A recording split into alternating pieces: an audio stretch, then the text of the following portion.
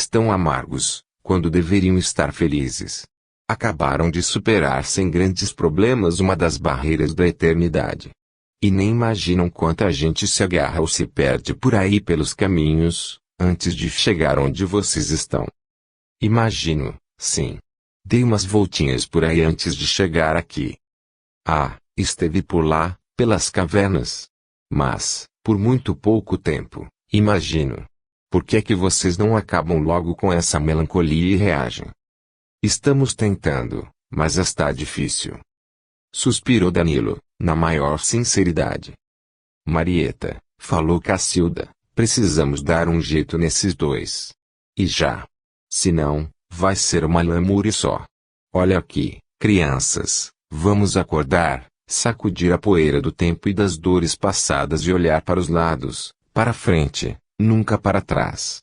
Só se olha para trás quando é necessário estender os braços e pescar alguém, ajudá-lo a vir até nós. Vamos raciocinar friamente. Assim é que eu gosto, falou Augusto. E eu também, respondeu Dona Cacilda. O que aconteceu com vocês acontece com todas as pessoas, portanto, não é novidade nenhuma. Basicamente, é isso. Quando nascemos lá, morremos aqui e, quando morremos lá, nascemos aqui. Tudo temporariamente, fazendo parte de uma cadeia em direção ao eterno. Temos muito mais prática de nascer e morrer do que imaginamos. No entanto, não precisamos temer, tudo é vida, vida eterna. Lá ou cá, somos sempre os mesmos. O que morre são as cascas inúteis que tiramos de cima de nós, após usá-las temporariamente. Daqui nós ajudamos aos que ainda virão. Por sua vez, eles, de lá, também nos ajudam, quando nos mandam bons pensamentos, boas vibrações, preces e luzes de amor, cada vez mais intensas, dependendo da vibração e da elevação de quem as manda. Tudo isto é uma transfusão de forças, benéfica para todos. Gosto de pensar que somos todos longas penas das asas brancas de um grande anjo, que voa incessantemente em direção ao infinito. Formamos um conjunto. Juntos, somos algo e caminhamos para algo maior. Sozinhos, somos penas desgarradas, perdidas, voando ao léu. Se vocês vieram agora, é porque estava na hora. Pois nada acontece fora do grande roteiro. Continuarão a viver, trabalhar, amar, sonhar, apenas em outro plano. Principalmente, terão chance de ajudar. Ajuda consciente, construtiva. Um dia todos os que amamos estarão conosco. E os outros, que ainda não tivemos oportunidade de amar, estarão também incorporados, nos amando. E este dia estará tanto mais próximo quanto mais lutarmos para que seja feliz. Vocês se encontram num local de transição, onde males do espírito começam a ser sanados, as vestes sujas retiradas e as novas colocadas, todos sendo conscientizados da realidade, antes de seguirem seus caminhos. Serão informados sobre tudo aqui, conhecerão bem o local e, quando estiverem prontos, partirão para outras paragens melhores. Francisco e Alberto me disseram que, amanhã de manhã, eles vão reunir um pequeno grupo para a troca de informações e esclarecimentos. Vai ser bom para vocês. Sabemos que há ainda 2 amigos que chegaram com vocês e que ainda não conseguiram se convencer bem do que acontece. Vamos tentar colocá-los no ponto para a reunião de amanhã. Na verdade, os 2 já sabem o que ocorreu. Mas, inseguros, estão com muito medo, medo do desconhecido para eles. Logo se darão bem. São bons rapazes. Agora mesmo, antes de virmos para cá, soubemos que André teve uma grande crise de choro. Isto é bom, lágrimas lavam a alma. Não foi só crise de choro, foi crise de despertamento também. Já quanto a Pedro, depois da conversa que teve com você, Augusto, não tem mais dúvidas. Você conseguiu acordar o inconsciente dele e o consciente reagiu. Ele acordou, não sente mais aquele sono povoado de sonhos, parou de tremer. No entanto, cauteloso, espera novo diálogo, desta vez mais esclarecedor e objetivo, para se sentir mais seguro. Dona Cacilda desatou a rir. Sabem o que fizemos para que os 2 começassem a reagir? Alberto foi ao quarto de cada um e contou que Augusto ia ser transferido de hospital e que os dois só poderiam ir juntos se melhorassem, como duas crianças. Eles melhoraram logo. Não querem perder a única referência que tem neste local. É que aqueles pensam só conhecer Augusto e, sem ele, como ficarão? Augusto é mais velho, lembra-lhes a figura do pai, transmite segurança com este modo forte de falar. Como vem, as coisas estão melhorando e caminhando bem. Amanhã os dois estarão melhores. Dona Cacilda levantou-se e falou enérgica. E agora, vamos passear. Vamos mostrar para vocês ótimos locais para descanso e meditação e também começar a apresentá-los a alguns amigos que estão por aí. Já está mais do que na hora de se enturmarem. Vamos lá. E, mais que depressa, cada velhinha segurou no braço de um dos seus novos protegidos e, saltitantes como dois passarinhos, puxaram os dois em direção às fontes. Novos amigos. Dona Marieta e Dona Cacilda, como duas adolescentes sapecas, conversando e tagarelando, arrastaram Augusto e Danilo para uma das fontes termais do parque, onde um grupo já se encontrava reunido, assentando na grama, ao lado das águas. Bom dia para todos. Trouxemos novos amigos, Augusto e Danilo. São recém-chegados. Cumprimentos e uma roda de papo foi formada, à sombra de imensa e copada árvore, cheia de cachos de flores rosadas, cujas pétalas transparentes, de quando em vez, caíam sobre as cabeças de todos como gotas etéreas. E então? Um senhor idoso perguntou aos dois. Estão gostando? Já se adaptaram bem? Danilo sorriu amarelo, entre aborrecido e ansioso por mais explicações. Para dizer a verdade, é a primeira vez que saímos e entramos em contato com outros pacientes. Quero dizer, com outros moradores, não é? Tudo é ótimo, bom, tranquilo, mas ainda não sei se estou gostando muito de estar aqui. Sabem como é, não é? O Sr. Mário era o mais alegre e descontraído do grupo. Sabemos. Praticamente todos se ressentem desta fase, em maior ou menor intensidade.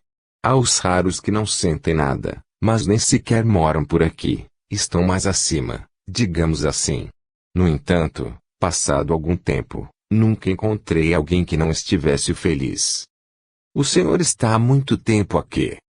Ninguém fica muitos anos, a não ser que se incorpore à equipe e encontre bom motivo para ficar e trabalhar. Caso contrário, segue seu destino. Há 10 anos moro por cá, mas a minha transferência já está sendo providenciada. Vou para uma instituição onde todos se dedicam à educação e orientação, transmissão de comunicados entre os dois planos e coisas assim. Digamos que trabalharei nos correios daqui. Sempre gostei disto quando estava do lado de lá. Lia toda a literatura a respeito do além da vida. E frequentava reuniões onde havia sério intercâmbio entre os de cá e os de lá, com mensagens escritas e faladas. Como sabem, a evolução não dá saltos e continuo gostando dessa correspondência. Preciso começar logo a trabalhar, já me atrasei muito. Ninguém reclamou comigo ou mesmo me chamou a atenção, mas me sinto envergonhado e desconfortável. O trabalho é necessário e fundamental. Não existe ócio no além, meus filhos. Aliás, não deveria existir em lugar algum. Uma recuperação o mais rápida possível e todos para frente. Infelizmente, mesmo tendo sido um espiritualista atuante, forte depressão tomou conta de mim quando cheguei e demorei muito a superá-la. Depressão. Reagiram em conjunto Danilo e Augusto. Tem disso aqui também? Claro. Não tem disso aqui, mas nós trazemos isso para cá. Entenderam? Trazemos conosco nossa bagagem íntima. Ela sempre anda junto a nós, por todos os caminhos onde andamos. E, por causa disso, às vezes, as coisas se complicam muito e conseguimos apenas nos atrasar. Vejam, eu era muito apegado à minha família, à minha bem remunerada profissão e até à minha religião. Só pude trazer comigo a minha fé e não gostei. Queria mais. Sofri terrivelmente pensando que outras pessoas estavam desfrutando o que deixei. Quando soube que minha mulher havia se casado novamente, então é que enlouqueci. Imaginem, outro homem havia tomado posse de tudo meu e da minha família também. Nem me passou pela cabeça que este outro homem estava me ajudando e muito, pois estava amando e cuidando dos meus. Para mim era usurpação, traição e só. Passei primeiro por uma fase de loucura total. Tive que ficar isolado numa cela, pois me tornei violento. Depois, veio o desespero, a apatia, a depressão e, finalmente, a aceitação. Mas não creiam que foi fácil, pois demorei muito a colaborar com os que queriam me ajudar. Devo muito aos amigos de cá que me compreenderam, apoiaram e ajudaram, não sem me mostrar, em todos os instantes, a minha egoísta posição. Hoje, visito periodicamente minha família e ajudo a todos. Até ao novo marido da minha mulher. Sem mágoas, fraternalmente. É o mínimo que posso fazer, pois eles sofreram muito por mim. Na fase mais forte da minha loucura cega, eu mandava vibrações terríveis como lanças envenenadas na direção deles e isto repercutiu em todos. Como sofreram. Portanto, o mínimo que posso fazer é reconstruir o que abalei, não acham? E é o que venho tentando fazer a cada momento. Felizmente, agora estão todos bem. Louvado seja Deus. E como é que a gente pode visitar e ajudar as pessoas que ama? Perguntou Augusto interessado. Aprenderá oportunamente. Não é difícil. Só exige dedicação e amor desprendido. Tenho certeza de que breve você estará visitando os seus. Se estiver com outro, enlouqueço e faço uma confusão. Aliás, nem sei o que farei. A ele, não a ela. Ninguém riu da cara fechada de Augusto que, imediatamente após falar, ficou com uma sombra no rosto. Dona Cacilda, de um salto, ficou em pé na frente dele e colocou a mão direita na sua testa, desfazendo, como por encanto, a marca cinzentada que se acentuava abaixo dos seus olhos. Após, ela apressou-se a explicar ao recém-chegado. Pare com este pensamento imediatamente, Augusto. E nem pense em recair novamente nele. Não sabe o que está fazendo neste momento, tanto a você como aos que ama. Pensamentos são setas certeiras, levando luz ou veneno. Não repita nunca mais pensamentos hostis em relação a ninguém. Prometa-me, sim. E, enquanto um envergonhado Augusto procurava se recompor do mal-estar súbito que sentira, ela, virando-se para todos, continuou. Ao longo do tempo, vocês encontrarão aqui todas as histórias possíveis e imagináveis. Umas tristes, outras mais tristes ainda, já outras alegres e algumas pitorescas. Cada ser tem sua saga e não é mudando de plano que ela será anulada. Olhem ali para nossa amiga Carmen. Ela reagiu à morte muito bem. Fechou os olhos lá e abriu-os aqui, praticamente no mesmo instante. E sem medo algum, com muita segurança e paz. Teve uma passagem rápida, consciente e bonita. Colaborou em todas as etapas. Carmen, que parecia ser muito tímida, ficou encabulada. Isto não tem mérito algum, Cacilda. Mas, se servir para ajudar aos dois novos amigos, eu conto. É que eu sempre fui espiritualista e tinha absoluta certeza de que havia a vida do outro lado. E já sabia que morreria a qualquer momento. As dores de cabeça não me abandonavam e nunca me enganaram. Então, quando o aneurisma ia romper-se, eu tive uma espécie de premonição minutos antes e ganhei tempo para dominar o susto da mudança que se aproximava. Entendi que era chegada a hora. Hora que seria linda ou triste, de acordo com minha vontade. Concentrei-me, reuni as forças que ainda tinha e evoquei vocês para me ajudarem. Comecei a rezar e vi perfeitamente quando Marieta e Cacilda entraram no quarto e começaram a me desligar. Cooperei com elas e fui me sentindo cada vez mais leve, mais calma, mais em paz. Foi lindo. Tentei ficar o mais consciente possível e assisti a todas as etapas. Rapidamente, me trouxeram para cá. Dormi uma semana, não sem antes agradecer a ajuda de todos e reconhecer o local onde estava. Foi o sono mais tranquilo e repousante da minha vida. Da minha nova vida, aliás. Augusto, pensativo, falou. Pelo que vejo, naquele lugar esquisito só eu passei. Dona Marieta retrucou. Pois fique sabendo, meu filho, que aquele não é o pior nem o mais esquisito dos lugares que existem por aqui. Uau, respondeu ele, o outro lado e seus lados. O outro lado e seus muitos lados, completou Dona Marieta. Aqui é um outro mundo, Augusto. Tem de tudo. Se você passou pelas cavernas, é porque necessitava passar. Um dia compreenderá por quê. Não fique se lamuriando, pois tudo acabou bem. Inácio e João passaram por abismos maiores e por muito mais tempo. E aí estão, alegres e sorridentes, participando atualmente de equipes de socorro, nos mesmos lugares onde eles estiveram e sofreram. Digamos que trabalham com conhecimento de causa. A cada um conforme suas necessidades. Você vai entender isso tudo muito breve. Não é mesmo, meninos? Completou, dirigindo-se a Inácio e João.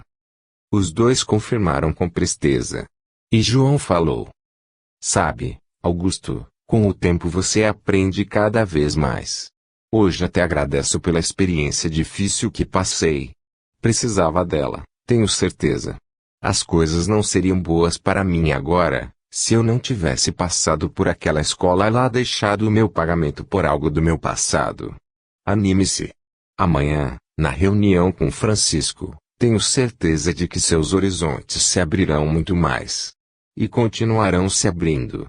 De repente, você verá tantas perspectivas de vida que ficará boquiaberto. Compreenderá que viver não é só aquilo que acontecia com você naquele mundinho limitado chamado Terra, mas o que acontece com você no universo infinito. Confie em mim. E o papo desviou-se para notícias dos familiares de cada um, visitas programadas à Terra, tratamentos nas fontes e outras coisas mais. Augusto e Danilo, cada vez se enturmando mais, acabaram participando ativamente das conversas entre os novos amigos. Dentro de algum tempo, já se podia ouvir a sonora gargalhada de um Augusto muito bem-humorado. Os sonhos de Pedro e André. Pedro havia pensado muito, durante o dia inteiro, procurando raciocinar com calma e sabedoria, não deixando que as emoções o assaltassem e cortassem o rumo das decisões que, sabia, precisava tomar. Tinha absoluta certeza de que Augusto já tinha conhecimento de alguma coisa.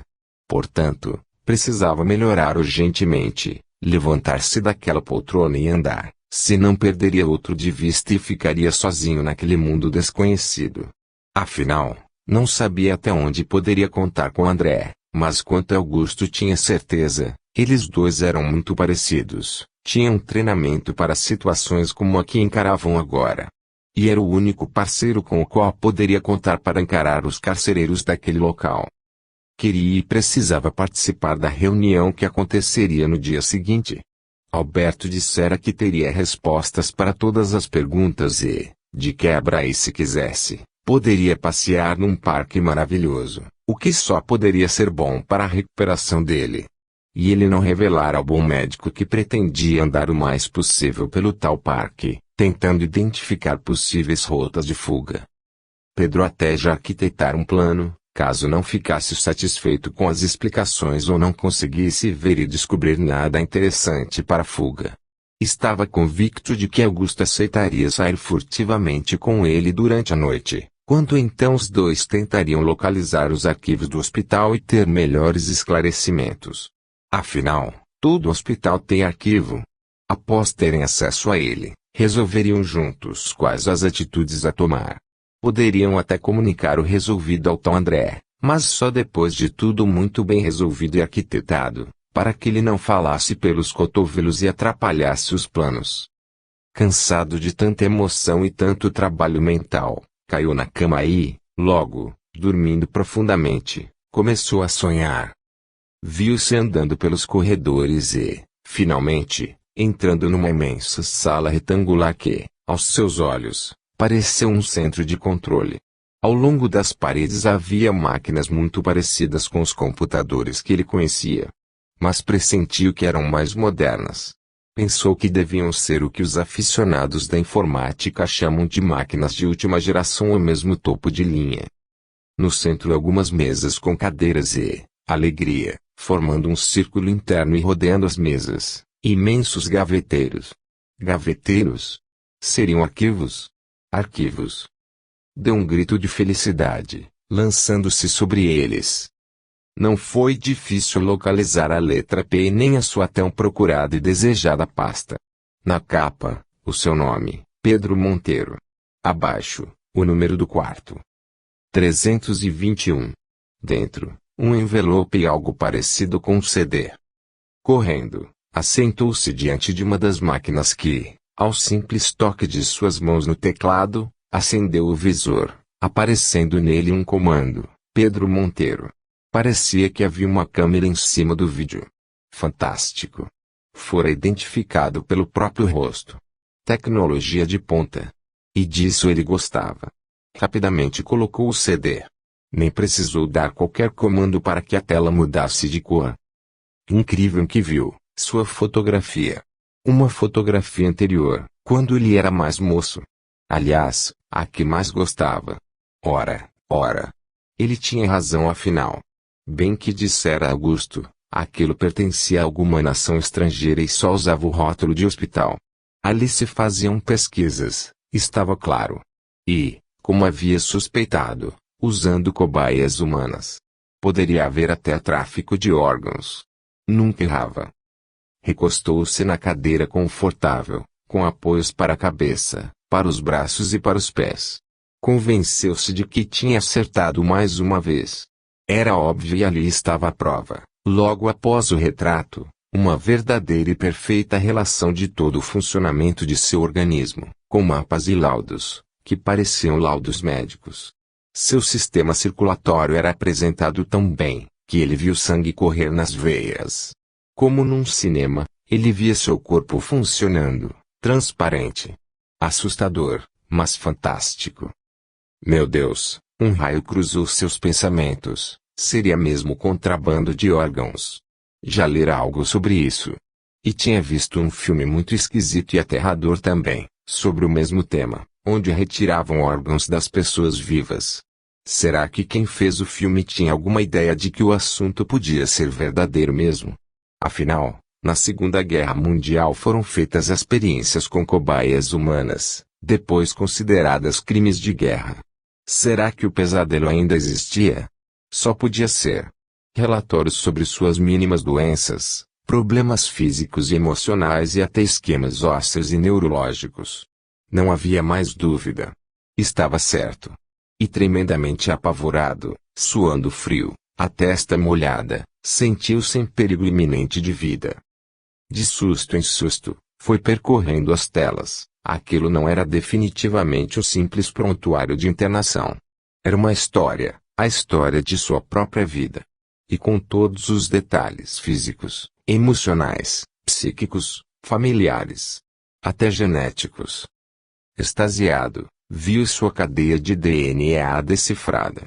E, embora devesse ser uma longa descrição, notou que os cientistas daquele local já haviam desenvolvido técnica bem mais simples e fácil, que, tomando o formato de módulos, mostrava rapidamente as principais tendências e características de seu portador. Aquilo era maravilhoso em termos de ciência. E desconhecido, ele tinha certeza, pois gostava de acompanhar as reportagens e notícias sobre mapeamento do DNA e sabia perfeitamente que o trabalho ainda não estava terminado. Todos os cientistas deveriam ser notificados daquele método ali usado. Facilitaria a cura de doenças e a medicina preventiva daria um salto. Cada vez mais perplexo, viu o local onde nasceu, fotos, biografias de pais e parentes, sua árvore genealógica completa. Arregalou os olhos, apavorado. Era urgente fugir naquela mesma noite. Agora, nem mais uma dúvida, estavam em local escondido e o resultado disso não parecia promissor para eles. Não podia estar acontecendo coisa boa por ali. Quem quer que fosse detentor de avanços científicos e tecnológicos tão grandes e não notificasse a comunidade científica imediatamente, boa coisa não iria fazer com eles. Devia haver armas por ali. Teria que encontrá-las. Naquele momento mesmo iria ao quarto de Augusto comunicar a ele o encontrado e o convocaria para correrem mais que pudessem, procurando uma saída, acobertados pela noite e pelo silêncio, enquanto todos dormiam. Depois, tentariam encontrar um rádio ou telefone para alertar a polícia. Ou mesmo o exército. Aquilo era um problema de segurança nacional. Era quase certo que naquele local tão avançado deveria existir uma sala de comunicações à altura dos conhecimentos e dos detentores deles. Um pensamento rápido, e se conseguisse conectar na internet e lançar na rede um aviso e um pedido de socorro. Mais apavorado ficou quando constatou que o pulsante computador que usava não tinha condições de conexão com a rede. Impossível. Ou melhor, possível, era uma confirmação de que ali era um presídio. E um presídio camuflado, escondido, desconhecido do resto do mundo. Continuou a navegar dentro de Pedro Monteiro. Céus! Existia ali um serviço de espionagem perfeita, dos mais sofisticados. Havia também todos os detalhes de sua empresa. Até os mais secretos. Todos os esquemas de segurança, aos quais só ele e 2 ou 3 diretores tinham acesso. Os planos secretos de pedir treinamento na CIA, sem que ninguém ficasse sabendo quem os treinava. As compras de armas, algumas legais e outras nem tanto. Eles, os seus carcereiros, sabiam de tudo sobre ele.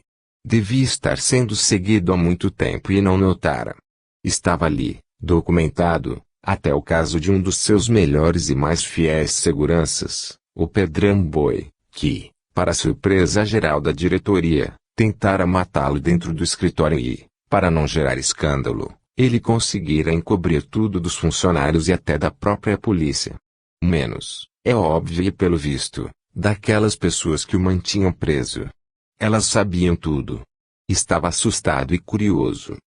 Reparou no envelope, que havia deixado de lado, ao alcance das mãos. Abriu-o freneticamente e soltou um grito de pavor quando viu o conteúdo, fotos coloridas e ampliadas do exato momento em que sentiu a dor nas costas e desabou pesadamente no chão. A primeira foto era completa e reveladora da causa da dor. Nela ele aparecia de costas e um homem, também de costas, desferia uma punhalada em suas costas, em pleno centro do pulmão direito. Na segunda, caído no chão numa poça de sangue, era socorrido por seu vizinho. Na terceira, Pedrão o Boi entrava em seu carro, parecendo muito assustado. Junto às fotos, uma ficha onde apenas se lia: Pedro Monteiro IV, 321. Descida em 6 de agosto de 1946. Retorno em 10 de janeiro de 1992. Motivo: assassinado com punhalada nas costas. Permanência no abismo, 2 anos e meio. Aquilo, sim, era outra punhalada. E direto no coração. Assentado, segurando as fotos nas mãos, olhar esgazeado, Pedro ouviu alguém chorando baixinho. Lentamente, seus olhos percorreram a sala até encontrarem entre 2 máquinas, envelope aberto numa mão e ficha na outra, fotos esparramadas pelo chão, um vulto humano de cócoras. Lá estava André. Devagar, Pedro foi se aproximando. Assentou-se no chão ao lado do outro e, com cuidado, tomou da mão dele a ficha, onde se lia: André Pinheiro, quarto 322. Descida em 3 de março de 1954. Retorno em 10 de fevereiro de 1994. Motivo: morte súbita por infarto fulminante do miocárdio. Permanência no abismo, 6 meses. Pedro esticou as pernas, encostou-se na parede e largou a ficha no chão. Cobriu o rosto com as mãos. Subitamente, começou a soluçar alto, grossas lágrimas escorrendo entre os seus dedos. A reunião. Mudei os planos. Não iremos conversar no parque e não reunirei muitas pessoas hoje. Resolvi chamar só vocês 4 nesta sala, onde poderemos estar mais tranquilos. Como é a nossa primeira reunião e, logicamente, será para esclarecimentos, ficará bem melhor aqui. Os 4, assentados em semicírculo, olhavam com seriedade para Francisco, que vestia uma espécie de túnica de grosso algodão branco, que fazia lembrar a roupa dos beduínos. Pedro e André estavam muito abatidos, mas calmos e lúcidos. Silenciosamente, Alberto entrou, assentando-se entre eles, numa solidariedade muda.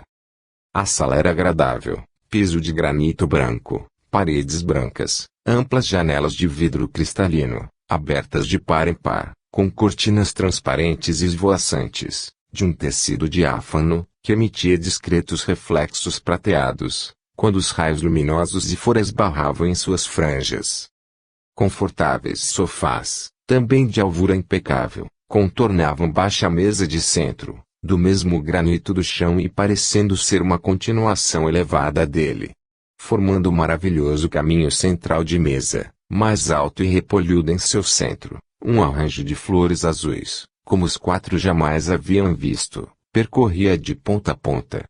Elas tinham o formato de estrelas e pareciam molhadas com gotas de orvalho.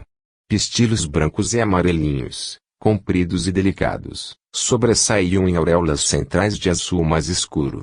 Para completar, lustrosas folhas verdes rajadas de branco, muito parecidas com era, completavam o grande buquê, que parecia ter vida própria e prender os olhos dos visitantes, provocando admiração e paz.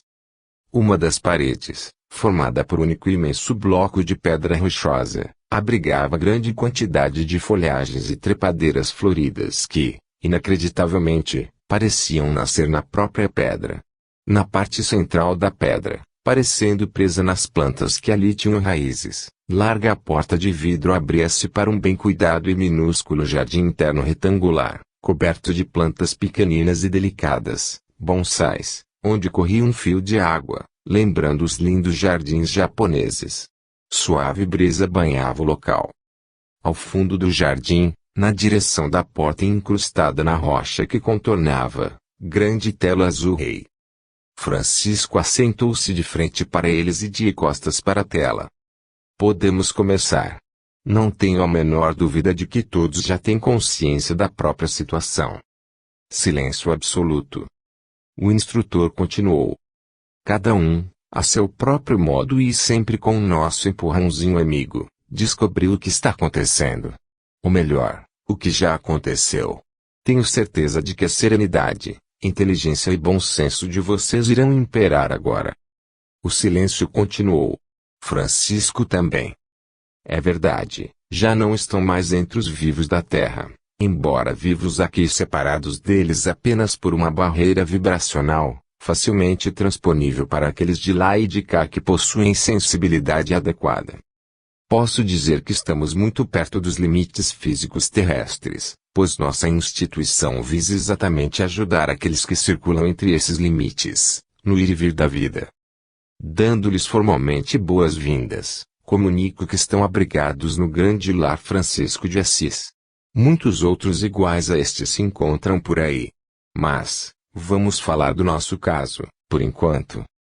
Quem aqui chegue é tratado, orientado e cuidado, até que possa andar com as próprias pernas e seguir o seu destino, consciente das suas responsabilidades e deveres. É um local de transição, como já notaram e foram informados. Por ora, nem tentem imaginar o tamanho deste nosso lar, não conseguirão, até que estejam mais acostumados com a limitação de nossos padrões e de nossa visão. É um verdadeiro colosso. Nem por isso pensem que já conhecem outro mundo, o além, como se costuma dizer lá na Terra. Aqui é uma nesga do princípio dele. Temos conosco os mais diversos casos de doenças, algumas muito graves. Vieram com aqueles que se desligaram da Terra em total desequilíbrio físico, emocional e mental.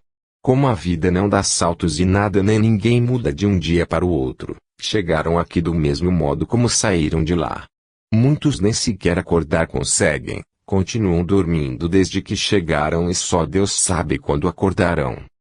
Há também os loucos, alguns calmos, outros furiosos. E muitos outros casos, que conhecerão com o tempo. Todos os doentes são bem cuidados, mas, se ainda estão doentes, é porque são vítimas deles próprios, de seu despreparo espiritual, fanatismo religioso, egoísmo, ganância e coisas assim. Cada qual é um retrato falado de seu próprio passado e de sua própria limitação mental e emocional. Lógico que muitos nem conseguem chegar até aqui, infelizmente, perdidos em furnas e abismos terríveis. Expedições de socorro com destino a estas regiões partem constantemente daqui e de diversos postos de socorro.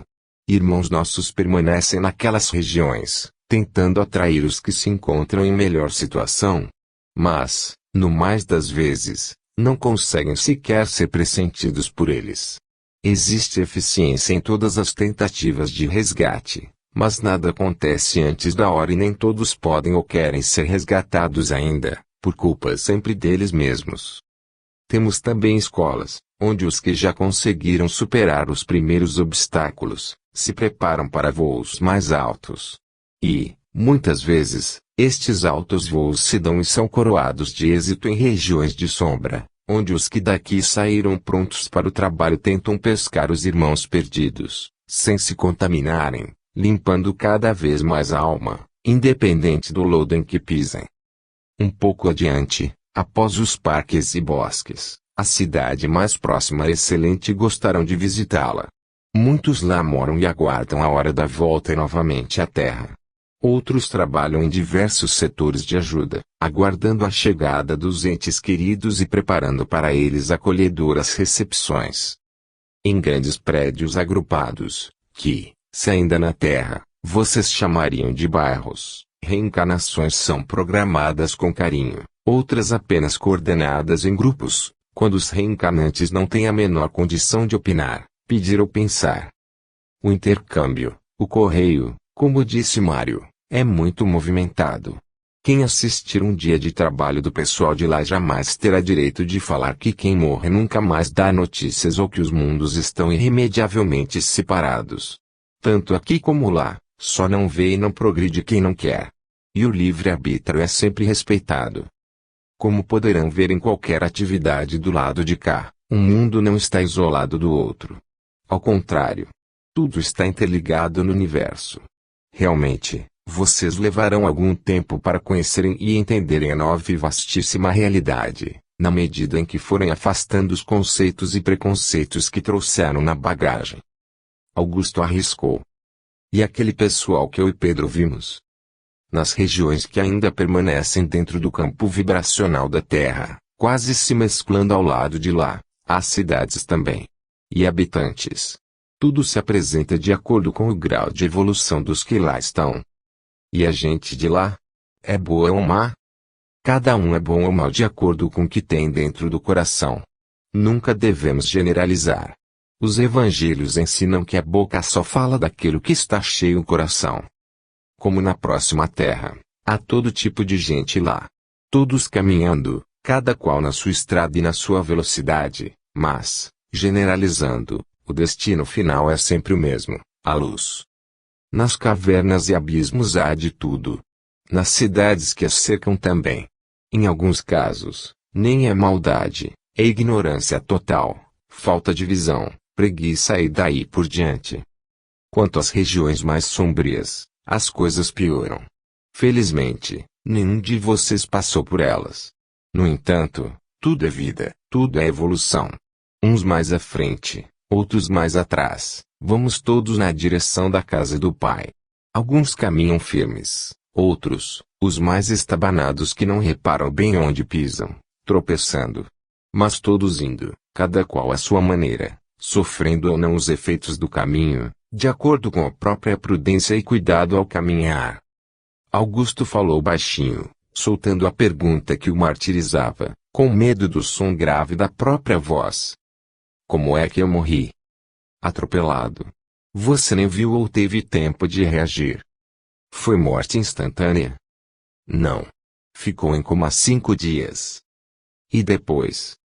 Para sua própria evolução, precisava de um estágio nas cavernas. Aconteceu e já passou. Saiu usando suas próprias forças e foi socorrido. Com o tempo, compreenderá melhor. Augusto quedou-se imóvel, os olhos baixos. Fracamente, Danilo levantou a voz. Comigo, aconteceu durante a cirurgia? Não, antes. E depois? Passou direto de um CTI para o outro. Como não notei? Você dormia profundamente nas primeiras horas. E, na medida em que foi melhorando, fez o possível para não notar. Augusto tomou novamente a iniciativa, revelando mais uma vez seu espírito prático e forte. Acredito que falo por todos. Só nos resta aceitar e incorporarmos-nos. Não será fácil conter as saudades, que parecem querer explodir de vez o coração. Mas estamos às suas ordens. Queremos aprender a viver aqui e auxiliar, trabalhar, incorporarmos-nos de vez, coisas assim. Diga-nos o que precisamos fazer e faremos. É lógico que doerá um pouco. É normal sentir saudades, esclareceu Francisco.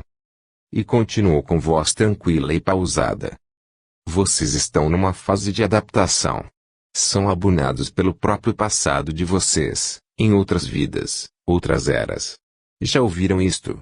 Posso dizer que estão reagindo muito bem mesmo. Não sei não, ponderou Pedro. Sabe sim.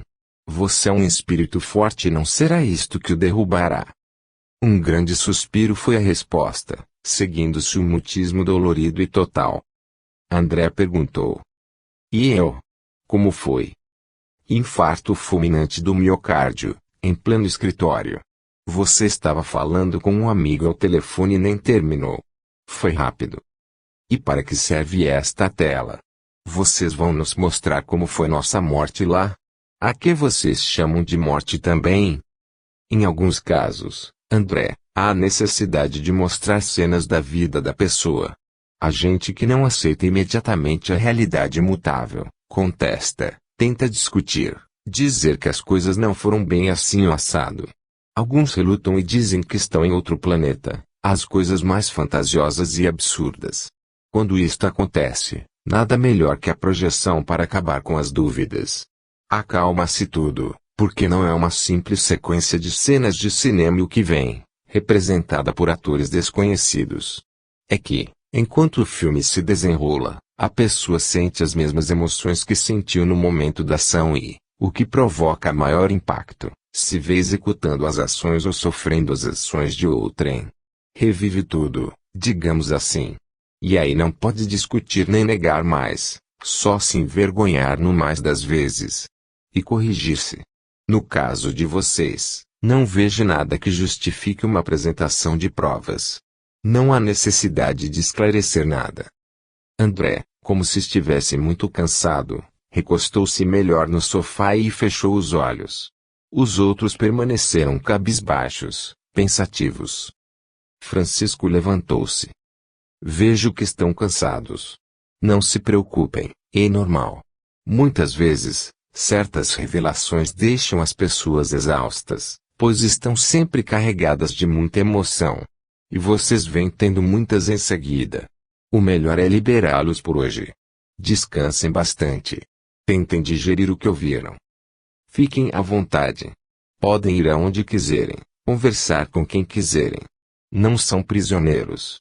Por enquanto, este é o lar de vocês. Posteriormente, escolherão o caminho que desejarem seguir.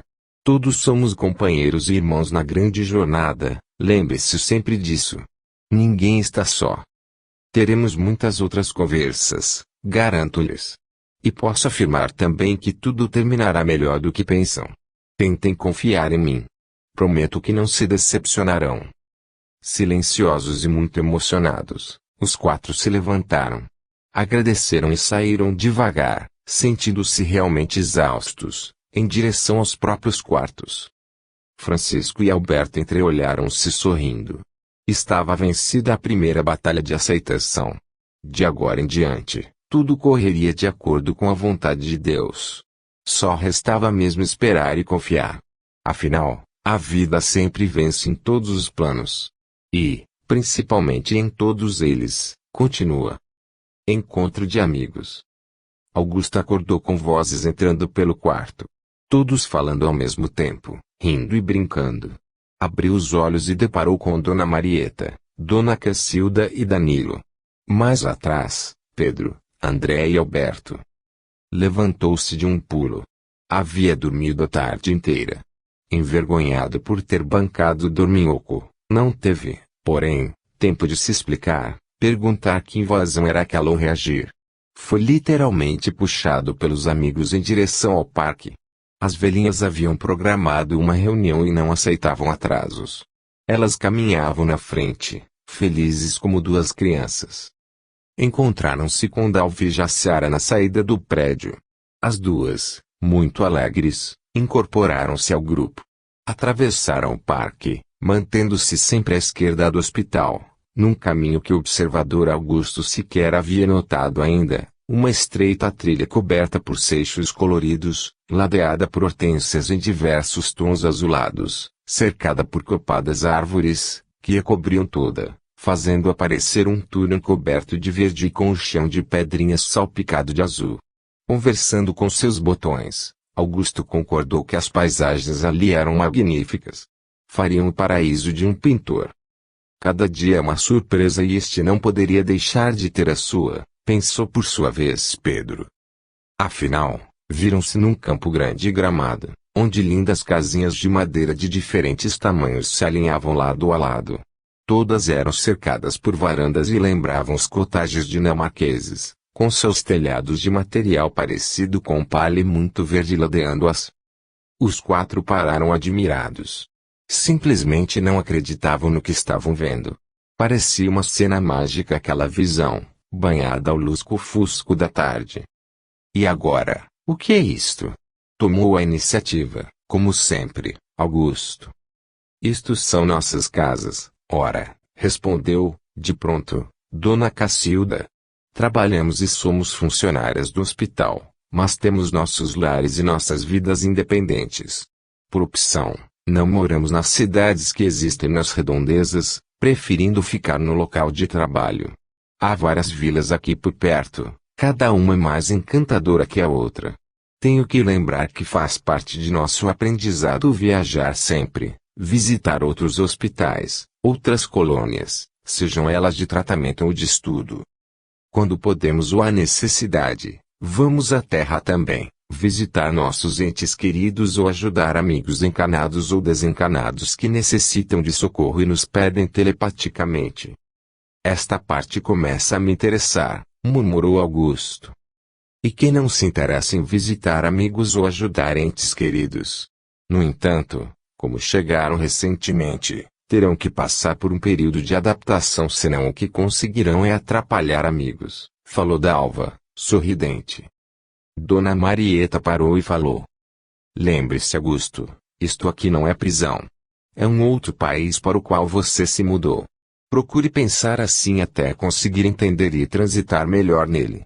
Depois, verá que existem também agências de viagens que proporcionarão boas excursões a você, quando então terá a oportunidade de rever o país onde morou no passado.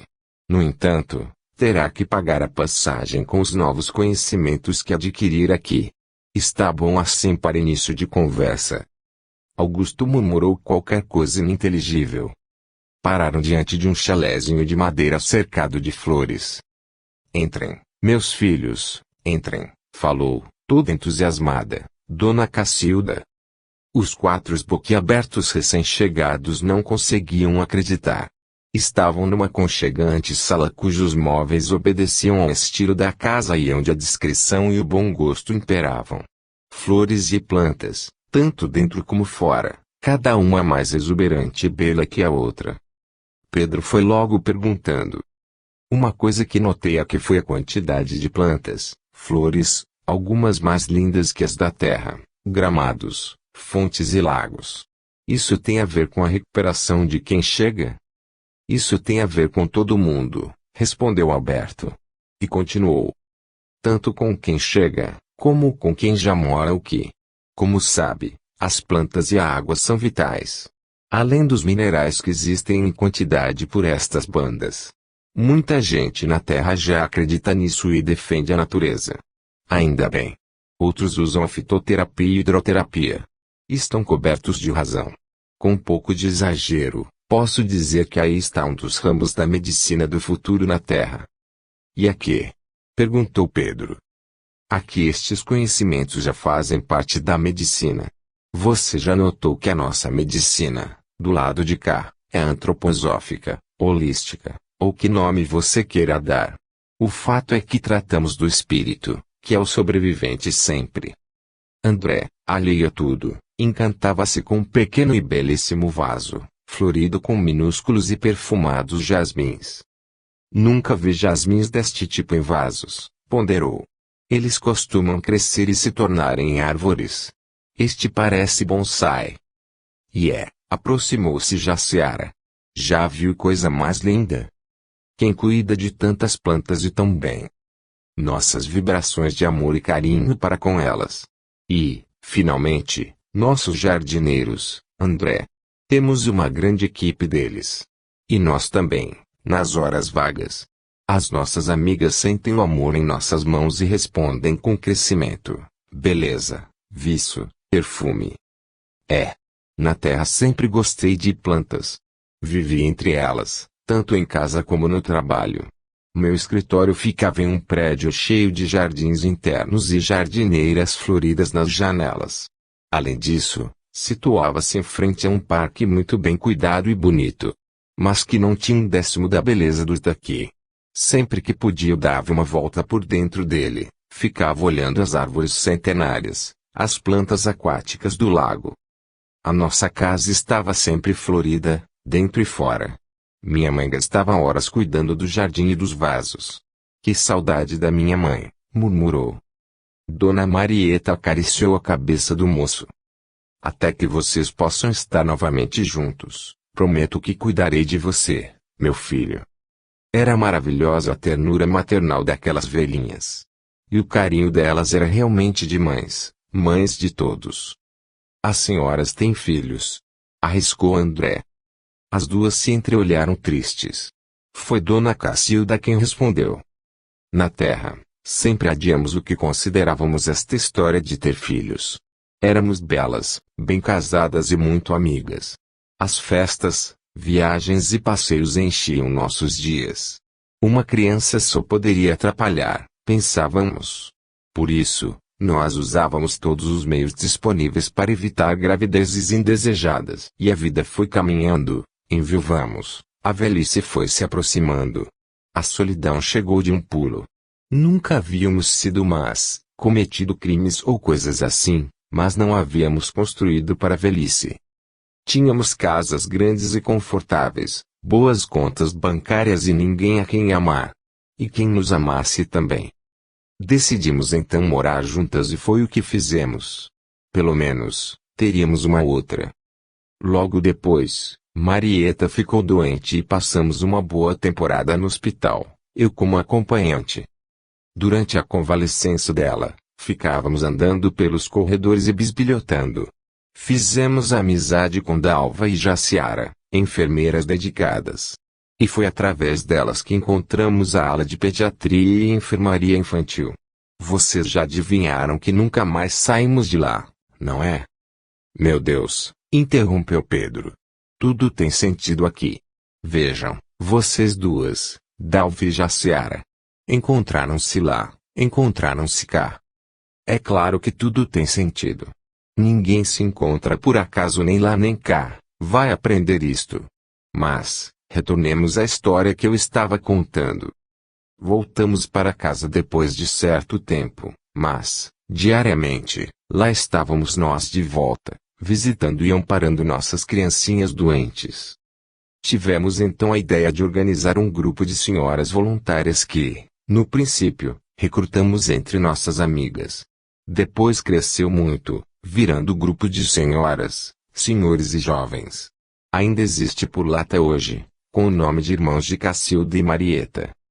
O grupo se reunia 3 vezes por semana e, entre múltiplas atividades, visitava as famílias das crianças doentes. Algumas senhoras costuravam enxovais de nenê, Dalva e Jaciara ensinavam os cuidados básicos às mães, coisas assim. E, como crianças e velhos se parecem muito, não tardou e estendemos nossas atividades a orfanatos e asilos. Foi quando ficamos conhecendo o Dr. Saulo, pai de Alberto. Ele era geriatra no hospital onde ficáramos durante a doença de Marieta. Ficamos muito amigos. Ele nos convidou para reuniões de estudos que fazia às segundas-feiras em sua própria casa. Tomamos então conhecimento do espiritualismo e aí é que nossas vidas mudaram mesmo, pois passamos a entender a necessidade de ajudar sem querer nada em troca. Descobrimos explicações para nossas vidas e um sentido para o que fazíamos. Encontramos paz, mais amigos e esclarecimento para muitas dúvidas. E coragem e força para conseguirmos ajudar ainda mais nossos velhos e crianças. Algum tempo depois, Dr. Saulo e o filho Alberto partiram para cá, após um acidente automobilístico. Filho e pai trabalhavam juntos na terra, vieram juntos, chegaram juntos, ficaram juntos e continuaram trabalhando juntos. E encontraram aqui o resto da equipe, pois fomos chegando aos poucos. Logo após os dois amigos, nós duas viemos, quase juntas, com problemas coronarianos. E, surpresa! Reencontramos-nos os quatro aqui, onde prosseguimos nosso trabalho, eles dois como médicos e nós duas adotando todos os doentes e convalescentes como filhos queridos do nosso coração. Isto sem falar que a equipe passou a contar também com Jaciara e Dalva totalmente recuperadas da passagem, como antigamente. E com outros que aqui estão e mais outros que ainda chegarão. Vocês ficarão conhecendo todos. A emoção era geral. E onde está o Dr. Saulo, que não vimos ainda? Murmurou um emocionado Augusto. Meu pai encontra-se no momento executando uma tarefa difícil, falou Alberto. Está acontecendo na Terra, precisamente na cidade onde morávamos, um grande congresso médico internacional, onde, nós aqui o sabemos, importante descoberta virá a público. Trata-se de um remédio há muito esperado e que será enfim divulgado e disponibilizado para médicos e hospitais, visando minorar os sofrimentos de doentes de câncer e, em certos casos, debelar a doença. Meu pai encontra-se entre os médicos que inspiram os cientistas participantes. Aliás, ele está neste trabalho há muito tempo, pois aqui dirige um grupo que pesquisa novos medicamentos para graves doenças que afligem a humanidade. AES 108, nome científico da droga que está sendo apresentada neste congresso, é resultado de uma pesquisa conjunta do lado de lá e do lado de cá, vamos dizer assim. É sempre desta maneira? Quase sempre. De cá, somos incansáveis na ajuda aos que ficaram na retaguarda. Cada um, dentro das suas tendências, colabora à sua moda. Médicos, cientistas, artistas, artesãos e assim por diante. Onde há quem quer trabalhar, há trabalho. Sabem? Falou Pedro. Ouvindo as coisas que vocês dizem, chego a pensar que não existe morte como eu a encarava. O que há é um verdadeiro e perfeito entrosamento entre os dois mundos. Basta ter um pouco mais de sensibilidade, ligar melhor as antenas receptoras e contato está feito. Parabéns, Pedro, aplaudiu radiante Dona Cacilda. Não sabia que você já estava tão entrosado. Nem eu, Dona Cacilda, nem eu. Mas uma coisa eu noto e sinto, a cada hora que passa. Numa rapidez impossível de conceber na minha antiga vida, parece que meus olhos vão se abrindo mais, minha capacidade de compreender vai se alargando, sei lá. Isto começou a acontecer quando eu me negava a acreditar que já havia partido da Terra. Só que eu bloqueava, pensava em loucura. Nestas últimas horas, tive um estalo mental. É assim mesmo. Podemos dizer que nessa escola você está sendo um ótimo aluno, meu filho. Garanto que terá sempre chances de ajudar a muita gente e, pelo que vejo, nenhum de vocês desperdiçará as oportunidades. Mas aquele Jasmin está lindo demais, divagou um sonhador André, que parecia não prestar atenção à conversa. Riso geral, descontração na hora certa e o papo perdeu-se pela noite estrelada adentro. A missão é apresentada. Francisco estava escrevendo quando Augusto entrou. Incomodo? Claro que não. Entre. Sente-se e fique à vontade. Em que posso ajudá-lo? Estive pensando. Não quero ficar inativo, um boboca. Sei que não estou doente, que acabo de me mudar para cá, de maneira irreversível. Até que me acostume totalmente com a ideia, o trabalho é o melhor remédio. Concorda comigo? Certíssimo. Você é um homem acostumado à ação e encara a realidade com segurança e confiança. Quanto a esta amargura velada que vejo em suas palavras, Tenho certeza de que vai superá-la, na medida em que a compreensão e a visão clara das perspectivas novas forem tomando o lugar dela. Mudar-se para cá de maneira irreversível, como você disse com tristeza, não significa sofrimento nem imolação, mas sim renovação e recomeço. E, principalmente, o abandono da ignorância.